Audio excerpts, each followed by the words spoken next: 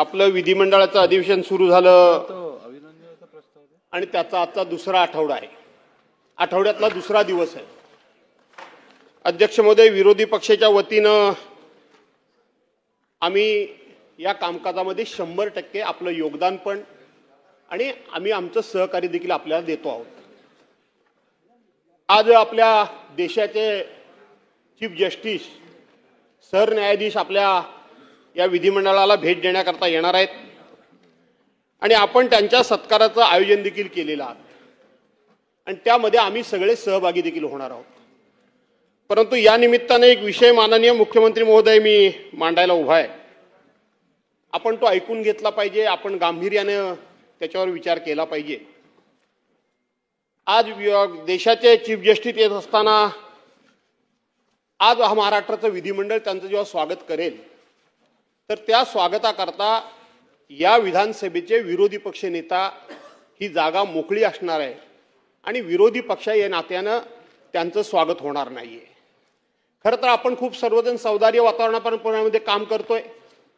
हा विषय कायदेशीरदृष्ट्या आम्ही आपल्या विधिमंडळाकडून आम्हाला पत्र देखील मिळालेलं आहे की आजपर्यंत 10% सदस्य संख्येची अट जी सांगितली जात होती ती 10% सदस्य संख्येची अट कुठेही नाही.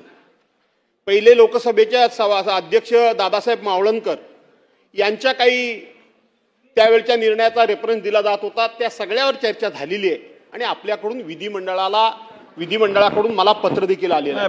भास्करराव जाधव साहेब, प्लीज असं नाही चालणार. आपण माझं ऐकून घ्या. असं नाही चालणार. मी विनंती केली, आपण माझं ऐकून घ्या. अध्यक्ष मी तुम्हाला संधी दिलेली आहे, आपण माझं ऐकून घ्या. काय मी काय बघा, हा सभागृह जो आहे, नाही तुम्ही ऐकणार, मी तुमचं ऐकलं, तुम्ही माझं ऐकणार आहात की नाही? असं चालणार नाही, असं चालणार नाही. माझं ऐकून घ्या. आपण भास्करराव, मी अध्यक्ष महोदय, भास्करराव, मी आपल्याला विनंती करतो की हा मुद्दा जो आपण मांडताय काय हरकत नाही मांडायला, अध्यक्ष परमिशन त्यांच्या हातात आहे. पण मी अशी विनंती करतो की प्रश्नोत्तराचा तास करू. एकच आपल्या भूषण गवई साहेबांचा अभिनंदनाचा प्रस्ताव तो करू आणि त्यानंतर मी पण अध्यक्षांना विनंती करतो की भास्कररावांना म्हणणं मांडण्याची परवानगी आपण द्यावी आणि त्याच्यावर योग्य जी काही चर्चा करून निर्णय करायचा तो करावा, अशी माझी आपल्याला.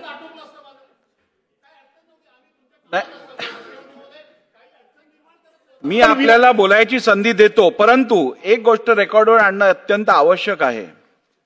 एक लक्षात घ्या, विरोधी पक्ष नेत्याला रेकग्नाइज करण्याचे संपूर्ण अधिकार हे विधानसभा अध्यक्षांचे आहेत. या संदर्भात सभागृहात चर्चा घडवून आणणं हे कितपत योग्य आहे तुम्ही ठरवा.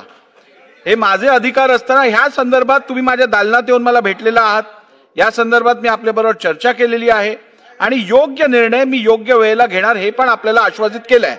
त्यानंतर सभागृहात या विषयाची चर्चा करणं कितपत योग्य आहे, प्रथा परंपरेसाठी हे आहे का, मला वाटत नाही योग्य आहे.